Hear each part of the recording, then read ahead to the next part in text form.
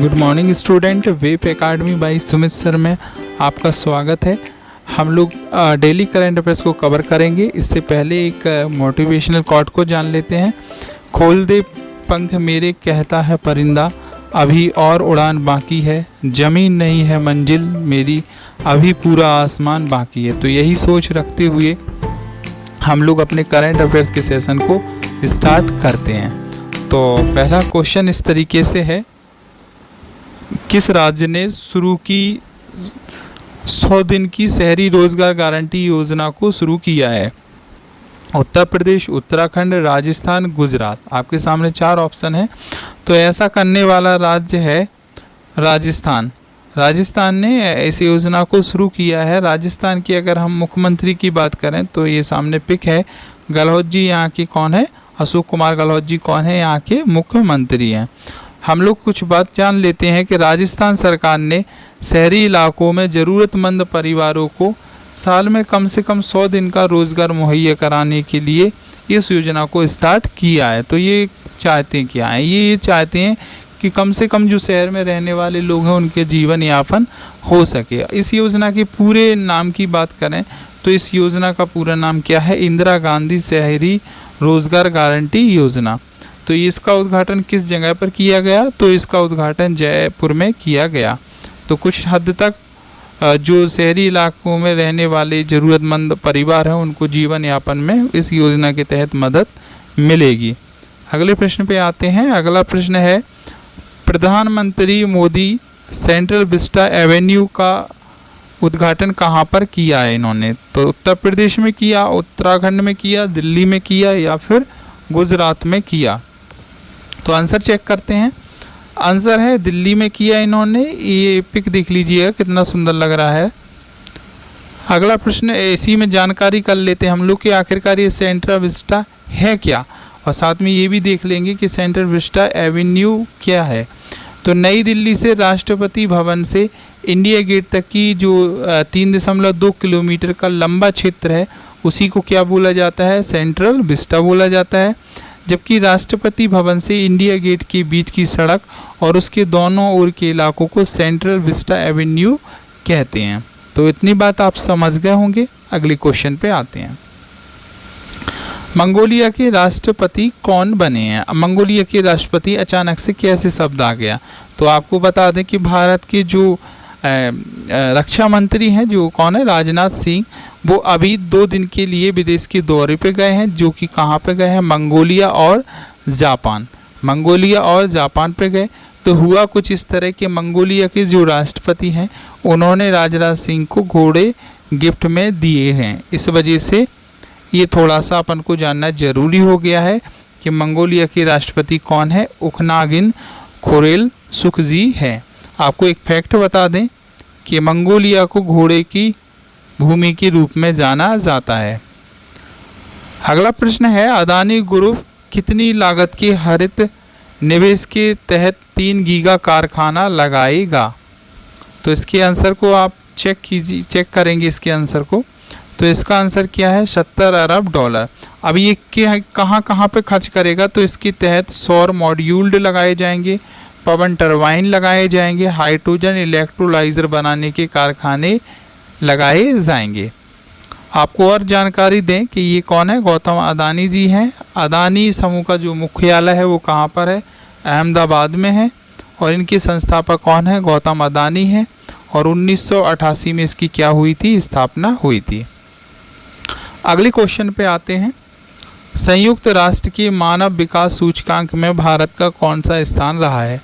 अधिकतर आपको देखने में ये मिला होगा कि भारत हमेशा 100 के ऊपर ही रहता है, नीचे बहुत कम सूचकांकों में आता है। इसी वजह से एक भी कोई ऑप्शन ऐसा नहीं है जो 100 के नीचे आया हो।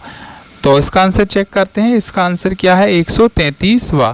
देखिए, भारत के जो इसके पड़ोसी देश हैं उसमें कुछ अच्छी पोजीशन पे है भारत में, तो कुछ भारत से ख़राब पोजीशन पे है।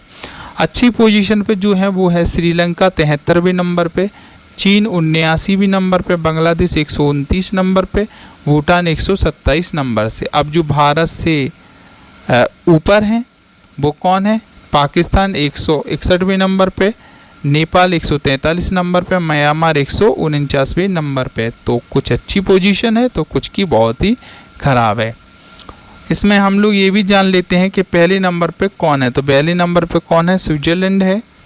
दूसरे नंबर पे कौन है? नॉर्वे है। तीसरे नंबर पे आइसलैंड है। चौथे नंबर पे हांगकांग है और पाँचवें नंबर पे ऑस्ट्रेलिया। तो इनकी जो वैल्यू होती है ना HDI, इसी के आधार पर इस इंडेक्स में रैंक जारी की जाती है। तो भारत की इसमें 0.66 समथिंग रैंक है। अगले प्रश्न पे आते हैं। अगला प्रश्न है महारानी एलिजाबेथ द्वितीय का निधन हुआ। उनका निधन कब हुआ? तो आपको सबको पता होगा इनका निधन कब हुआ। 9 सितंबर को हुआ। ये इनकी पिक है। हम लोग कुछ इनसे ज़रूरी बातें देख लेते हैं। पहला पॉइंट है कि क्वीन एलिजाबेथ 96 साल की उम्र थी इनकी। दूसरा पॉइंट है महारानी का जो जन्म है वो 21 अप्रैल 1926 को हुआ था। तीसरा जानने योग्य पॉइंट है कि यह यूके और 14 अन्य देशों की महारानी थी। पांचवा पॉइंट जानने ये योग्य है कि महारानी को सिर्फ 25 साल की उम्र में ही गद्दी मिल गई थी। छठवां पॉइंट ये जान लें कि महारानी एलिजाबेथ का पूरा नाम है एलिजाबेथ अलेक्जेंड्रा मैरी विंडसर। तो आगे बढ़ते हैं। कलाकार रामचंद्र माझी का निधन हुआ। वह किस पुरस्कार से सम्मानित थे? तो वह पद्मश्री पुरस्कार से क्या थे? सम्मानित थे। इनकी पिक देख लीजिएगा। बिहार से बिलोंग करते हैं और डांस में ये फेमस थे अच्छी तरीके से। अगले प्रश्न पे आते हैं। अगला प्रश्न है 2022 यूरिक डायमंड जीतने वाले पहले भारतीय कौन बने? तो इनका आंसर क्या है? नीरज चोपड़ा। आप इनकी फ़ोटो को देख लीजिएगा।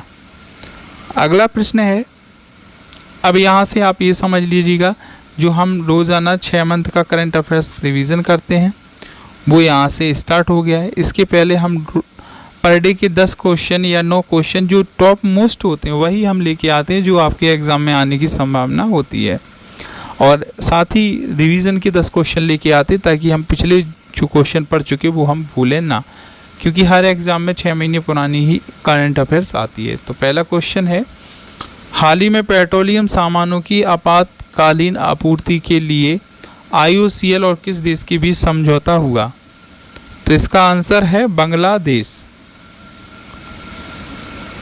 अगला प्रश्न है, हाल ही में किसने राष्ट्रमंडल खेलों में कांस्य पदक अपने नाम किया? आप इसका आंसर 1 मिनट सोचिएगा फिर मिल आइएगा।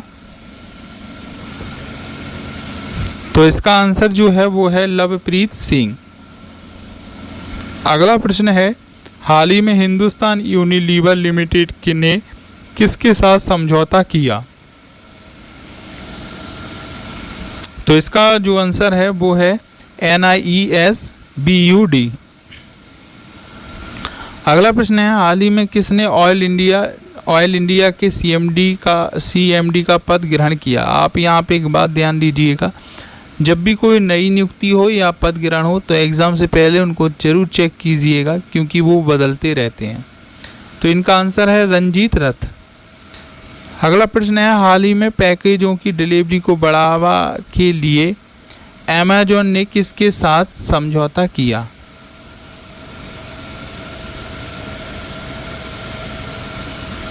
तो इसका आंसर है भारतीय रेलवे के साथ। अगला प्रश्न है, हाल ही में वोडाफोन आइडिया के नए अध्यक्ष के रूप में किसे चुना गया? तो इनका आंसर आप बताइएगा क्या हो सकता है। तो इनका आंसर है रविंद्र टक्कर। एक बार फिर से आपको जानकारी बता दें कि एक बार आप ज़रूर नियुक्ति CMD CEO जाने से पहले ज़रूर चेक कीजिएगा। अगले प्रश्न पे आते हैं। अगला प्रश्न है, हाल ही में किसने गुजरात में विभिन्न परियोजनाओं का उद्घाटन किया? आप इसका आंसर सोचिएगा, साथ में कम से कम ये भी आप जानिएगा कि आप पुराने क्वेश्चन में कितने भूले हैं कितने याद हैं।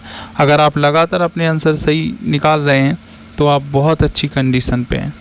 तो इसका आंसर को चेक करते हैं, नरेंद्र मोदी। अगले प्रश्न पे आते हैं, भारत और किस देश के साथ अक्टूबर 2022 में